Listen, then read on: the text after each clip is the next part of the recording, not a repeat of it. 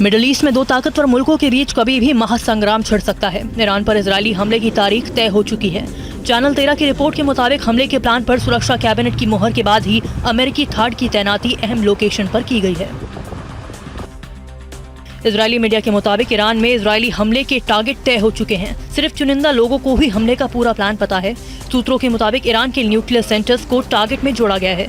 Netanyahu के घर top commanders की बैठक के बाद नया प्लान तैयार हुआ। ईरान की ऑयल फैसिलिटी, सरकारी बिल्डिंग और मिलिट्री बेस इजरायल के टारगेट लिस्ट में सबसे ऊपर है। IDF सूत्रों के हवाले से इजरायली मीडिया का यह दावा है कि ऑपरेशन में शामिल पायलट्स को भी हमले से कुछ देर पहले ही टारगेट की जानकारी दी जाएगी।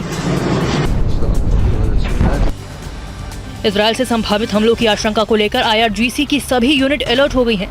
जल, थल और आसमान से इजरायल पर भीषण पलटवार की योजना है। गृह मंत्रालय ने पूरे देश में सुरक्षा अलर्ट जारी कर बॉर्डर पर निगरानी बढ़ा दी है।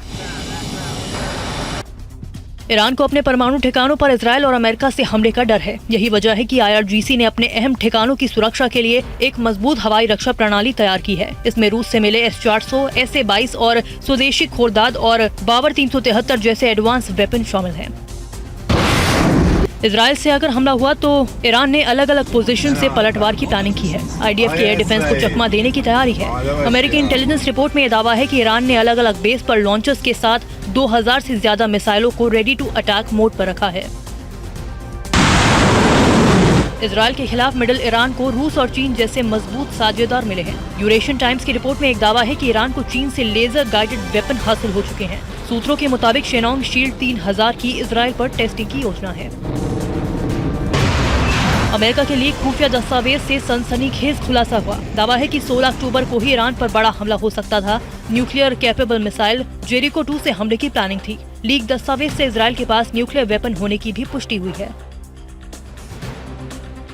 परमाणु सेंटर्स पर इजरायली हमले की आशंका से ईरान डरा हुआ है। ईरान इंटरनेशनल की रिपोर्ट है कि इसकी शिकायत उसने IAEA से की है। तुर्की, जॉर्डन, इजिप्ट, सीरिया और सऊदी अरब से भी ईरानी विदेश मंत्रालय ने पहल की अपील की है।